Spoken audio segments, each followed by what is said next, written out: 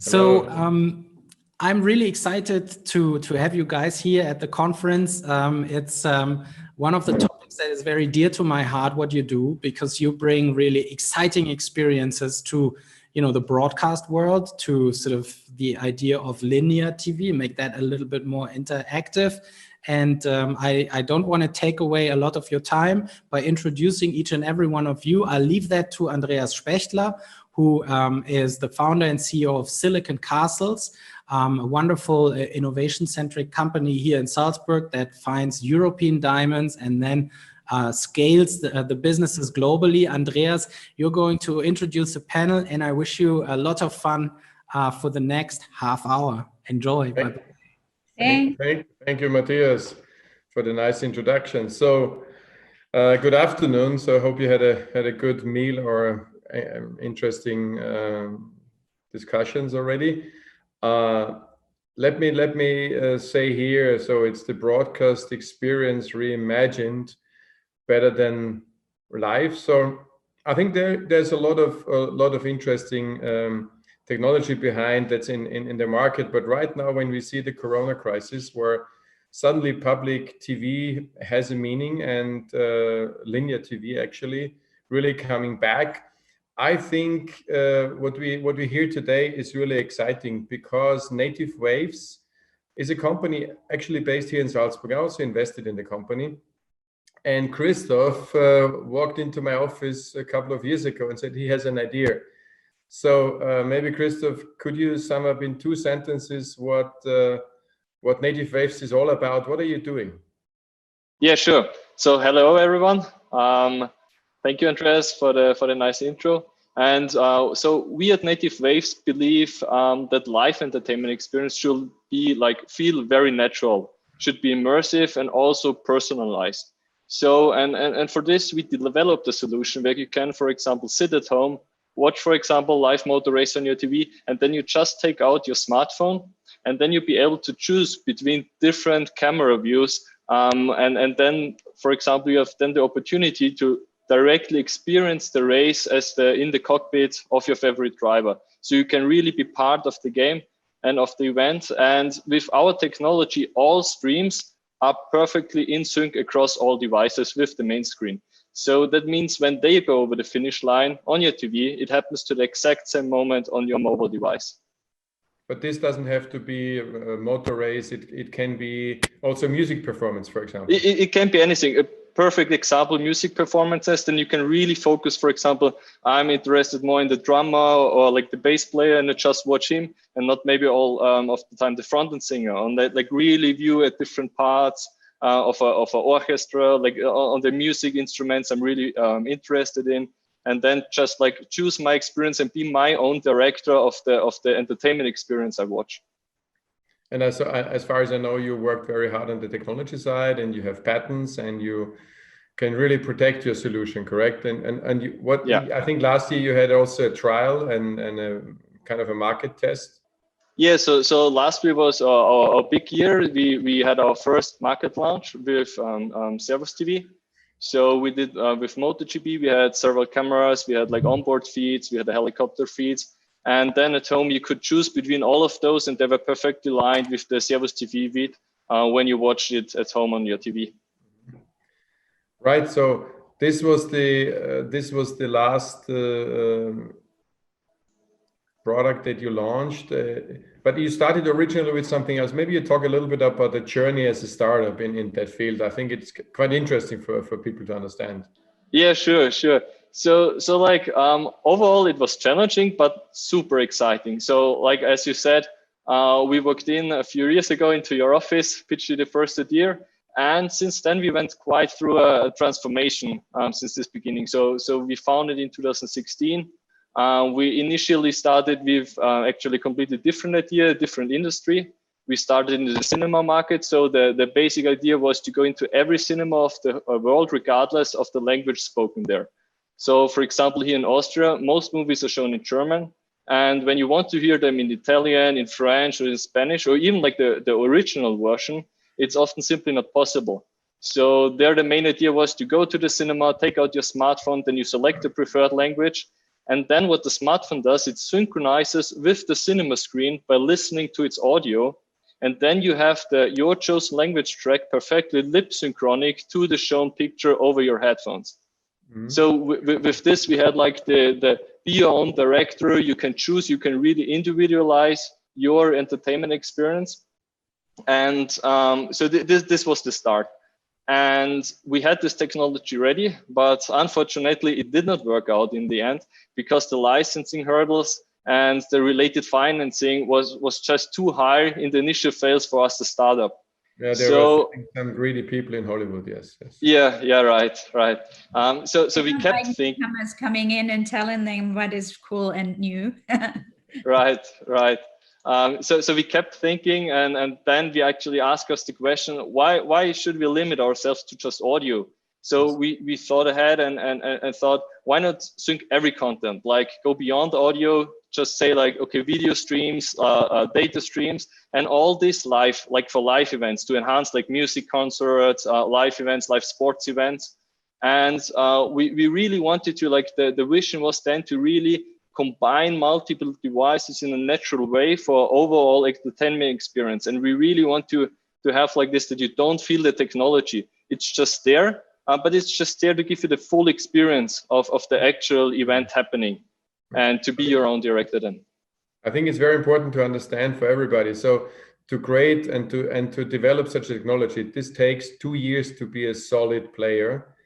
And then you go 1 year and try it out with a partner like Servus TV, which is part of Red Bull Media House.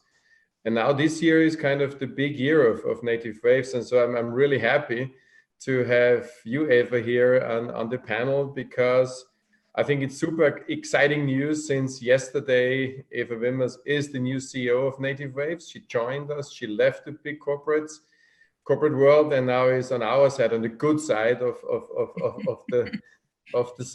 the river. So hey, Eva, welcome again. So what's your motivation to join this little company and what's your aspiration? Yeah, thanks, Andreas. Not that you also had something to do with it, I guess. But let me start out first. The funny thing is, in my corporate career in the last 24 years, I've mostly worked for large corporates, large tech and IT corporates and telco. And however, I never once in my life had a job which was just there to be orchestrated, this typical corporate role. I always had to build something up from scratch, fix something that nobody could fix before, or do huge turnarounds in large teams. Like one of the biggest ones was 2,500 people in 50 countries. But this was always very entrepreneurial because I've always worked in environments and with board members who really believed in this had to be happening. And so it's really odd that actually I was for so long in the corporate world, I would say, not the other way around. And then I fled a little bit corporate and went, yes, to another big corporate, but there in my last role at Huawei, I actually built up a startup for Huawei, which was Honor, the millennial smartphone brand. Right. And it was similar, you know, the handset market was fully divided and set, and nobody thought there's room for anything like that, right? But it was so cool and new, and really what everybody wanted and was longing for, that we could really build it up. And I think this is very similar here with Native Waves. You know, all the big guys, like you heard the first idea, they don't even let you in and talk to you, right? So this is big, you know, there's a big market coming on. And so I've known Christof and Oliver, the two founders, for more than 2 years already. And we have to say that Eva has invested last year already in the company. So she believed from the very beginning, and I guess she saw the team and now she's on board. Great. Good story. Exactly. So I think what is so cool about Native Waves is that this industry we're in is just at the starting point to become really cool, right? Because I mean, TV is important now that everybody's at home. We know how important TV is, right? And the world out there, to bring the world in from, from outside, from live events to us at home on the sofa. But they're not using much of the technology available. And this one piece now that we have done also never existed. So without the full synchronization of your TV screen and your smartphone or a tablet in front of the screen, it will drive you nuts to try to choose these camera views, right? Because you will always have half a second, 3 seconds alignment, and you will not stand it in the room if it's about fast sports, about music, about people talking. So this is a big... What do you think are the key customers and the markets where native waves could go into? I mean, there are obvious ones like sports, but I guess you have bigger plans. Yes, of course. I mean, first of all, the general big customers are the big broadcasters, the big IPTV offers, the big license holders for big sports or for big concerts, music concerts.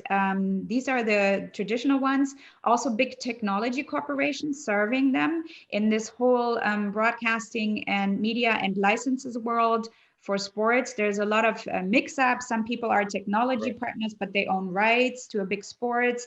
Then there are people who are just IPTV providers, but they have no own content and they don't do their own media. Then you have the big guys who own everything, their own media and so on. So there's a big playing field. And of course, what is also interesting is that because since you now are able to use the multiple camera views, you all of a sudden have a multitude of additional media space to be sold in those big events, right?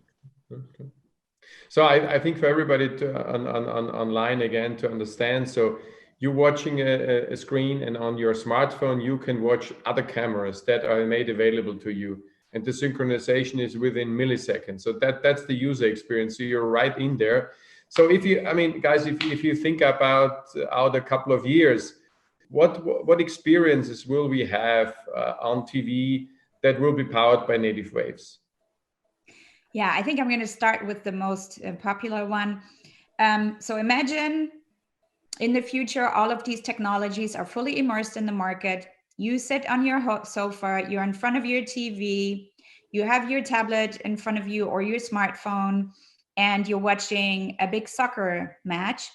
And then on your tablet, you switch between the goalie view to the referee view, to your favorite star, to be close to them. By the way, last time I was in the stadium at a big football match, I was high up and without my glasses, I could barely see the numbers up the back of the players, right? So all of a sudden you have the faces this big close in front of you. You can follow them. You can see how they fight, how they're annoyed. You can see what the referee saw, right? So really exciting. And actually, this is not only at home, it could also be an in-stadium experience. Exactly. That too. You sit up there and you say, wait a minute, I need the rerun of this goal, but they're not showing it. You know this feeling, you wait, they don't show the rerun, but you want to see it. So that's quite exciting. And by the way, if this is fully implemented, how about if no famous soccer player would ever switch his club to the next club without being able to sign up for his own personal camera view in the new club? That's a cool thing, yeah. Yeah. My celebrity camera, and I want to have it now, otherwise you can't sign me up. So yeah, very good idea. Christof, any other crazy idea? Yeah, I definitely agree. And also like, it's not just video, I think it's also data. So I really believe that data will become mainstream. You now see it from time to time, there's some experiments, but really when you think about it, you look at an athlete, and then when you get like, for example, just like if you take the heartbeat data, right? Then you could really experience what he's experienced, like the adrenaline spikes when he's scoring a goal, when he's like going across with 200 kilometers per hour over the across the corner. And like all these like connections to your favorite athlete. And I also think that in the market, like especially with younger people, the focus lies more on personalities than just clubs, right? Like what Eva mentioned, it's really like a person culture, and you really want to be like near to your favorite star. Yeah. I mean, I think it would be amazing in case there is let's say a big pop band is playing and you watch it at home and you want to be next to the drummer and you want to be the guitarist and or in a classical music scene in an opera concert. I mean, you would have an in the opera you would have a camera angle from on stage from the backside. I mean, you can create totally different new experiences that have never been shown to consumers. So that's why I think, I mean, we all suffer from Corona, but one thing is for sure, that there will be winners from this crisis. And I think Native Waves could be one of the winners, because it's very hard to sell something to the, let's say, call it brick and mortar broadcasters. And I think now they will change, because they need to offer new experiences, and they will, because we know that already. That, I mean, I guess Eva, you're already talking to a couple of interesting football leagues, I heard. And exactly, there's lots of it's so much fun, right? But let me give you one more cool example for the future for this, which is actually something which has accompanied me in the last couple of years. You know, social media, influencers, this whole world. You know, young people today, their TV is actually social media. They go to YouTube and watch their stars. By the way, for about 2 years in the DACH region, they have been declared to be under the broadcasting law. So they have legally been declared to be broadcasters, right? Because they have bigger audiences than some TV shows, right? And so imagine when this is all implemented, you are actually Magic Fox. Magic Fox is one of the biggest sports influencers in the DACH region. He has over 8 million followers. And he has his own fashion collection, which was highly advertised last year at Zalando. And so now we have the situation where we're in now. So, but he's going to do this big fashion show. It's actually decentralized. He doesn't pay to go to Fashion Week. He just has the model in each and every city in their own home, showing on this catwalk the fashion collection. Everybody sits in front of it. You can like it. Yes. And if you want to buy it, he will send you an invoice immediately to your phone saying, if you buy within the next hour, I give you 20%. But while you're deciding, can you please tell me which hoodie color of the hoodie you like best? Is it blue, black, or green? So then you say what color you like. So within 10 minutes, he knows exactly which products sell best. So he's already ordering in the production the color green, again, without ever knowing how much he's going to send out today, or having sent one package. So this is really the new world that can work on such products as Native Waves. It's in essence the democratization of entertainment and home theater and shopping. Great, guys. So why don't we open up the floor for the audience to ask questions or to come up with crazy ideas about where Native Waves can be implemented. Tell us, have you any more crazy ideas? So there was one question: what about generate incomes through broadcasting? Would people pay a monthly, annual-based fee to watch arts on TV? Yep. Well, I think the revenue stream. Maybe Eva, you go for that. Yeah, this is actually a very good question, because the business models and the value chain is endless, right? So the first part is that we're providing a B2B technology right now which is for the events. And so what somebody like a broadcaster, like an IPTV station can do, a provider can do, is actually ask, for example, for a premium pricing if you want to have this kind of experience. Or they can actually reverse churn with this and using it in their package. You know, if several people have gotten rights, but you want to be better than the other, you want to have the viewers on your side, because you also need to sell advertisements. So the advertisement part of it, to all of a sudden have, for example, in soccer, the most expensive sport in Europe, 14 more views, next year 28 more cameras. you can actually target a lot more smaller packages, right? And you can be much more targeted. If you know it's the Podolsky screen, we know exactly what fans are following him. So you can be very targeted that the uselessness of TV advertisement nowadays with the high segmentation can be totally counteracted. Okay. Who wants to go next? There's a new question here. Can you tell us about Salzburg as a place to run a startup? Good idea.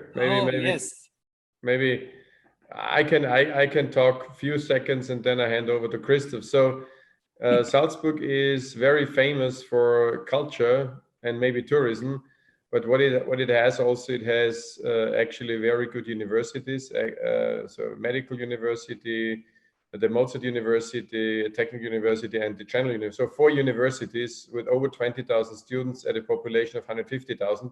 So that's kind of a different situation. You cannot compare this to Berlin or London or so. No, it's a boutique play. But you have a very interesting ecosystem. You have a couple of big companies here like the Porsche or Red Bull or other big ski data or Palfinger. So there are a lot of tech companies here as well. And so if you want to start, actually, then on top of that, you have a quite interesting public funding mechanism in Austria. But I hand over to Christof. I think he has done it. So it's good for you to tell. I mean, do you get people? I mean, how does it work to build the team? I think that's key. Yeah. So I think Salzburg is a very good place. But one key thing is definitely you need to look across borders, like immediately. So because of course Salzburg is a smaller city, but if you utilize it as hub for also like other people's, then it's perfect. So for example, for our team, we immediately looked also internationally. Apart from the investors which can come all over the world, so also like US-based investors directly from Silicon Valley, and then we also have, for example, our peoples are also from UK, Poland, Germany, like across all Europe. So, and that works perfectly with the infrastructure. It's actually also a really nice place to live. And you're relatively fast on all the major cities. So you're kind of in between. So for example, if you're in Vienna, you have a lot more time to travel to like other cities, other bigger European countries. And Salzburg lies kind of in the middle between all of them. So you can reach very, very quickly, for example, Munich. Then you can also German cities, for example, but also, for example, if you look at Poland, which also have like many great people working in the IT industry, and there you can draw a lot of talent from there. Yeah, and you were able to gain some really hot talent in the programming area from different countries because those guys are young, they love bicycling, they love skiing, they love climbing. So they're pretty stoked to live here and to be able to do this every weekend, right? And it's really hard to get good programmers and coders today. I think one of the highlights of the recruiting was last year that one of the Dolby marketing managers from San Francisco actually moved to Salzburg and he became the CMO Venkat from Native Waves. That was a big win for the company on top of it with global connections. So, and he moved over to Salzburg rather easily because it was too expensive to live in San Francisco. So, but let's move on to one other question. So it's about the user experience. The question is, watching a live show in a theater is totally different from doing and sitting at home at the comfortable sofa. How can you convince people switching to this new modality? Well, how do we convince them?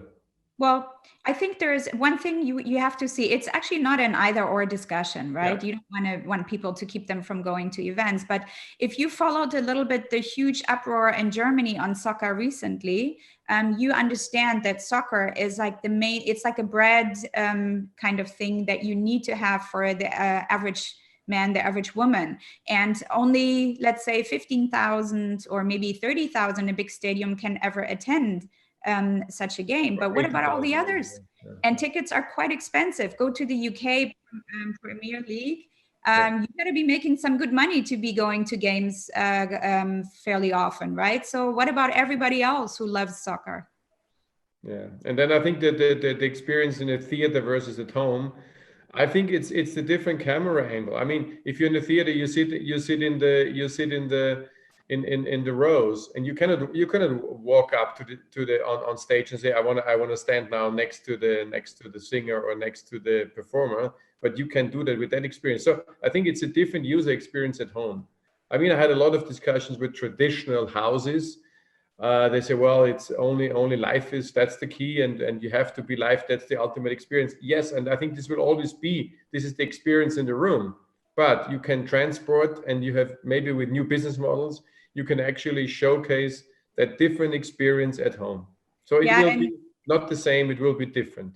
Exactly. But don't forget also, you know, in some Western European countries, particularly going towards the northern parts, TV has lost relevance in the young target groups, right? They're used to a completely different experience. They have their own TV. It has to be fast-paced, changing perspectives and camera views quickly. It has to be interactive. You want to chat with the people who are in the community while you're watching it, like on a watch show.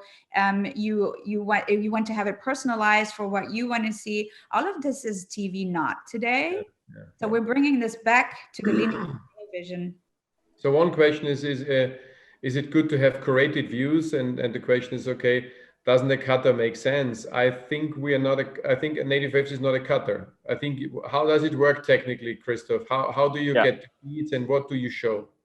So this really depends on the production. So how we see ourselves, like for now, for this multi-view solution, it's kind of, we give the broadcaster the tool to work with. So, and we also, of course, encourage them to have, like, for example, the curated view on the main screen, and then also maybe some curated view as additional streams available, but also maybe some raw feeds. For example, when you have a motor race and this raw cameras directly on the machines. So it's really kind of a production tool that allows the broadcaster to bring all those cameras that are already recorded but are not used in production, because it's just one feed, to use it and bring it to the customer who wants to see them, and then to be able to choose it personally, because some people are interested in different streams than others. So you can't show it always on the main feed, but you can show it as additional selection to the main feed. Yeah, and the data you collect from this, like who watched what and what was the most popular, is so important for future cuts and curation, right?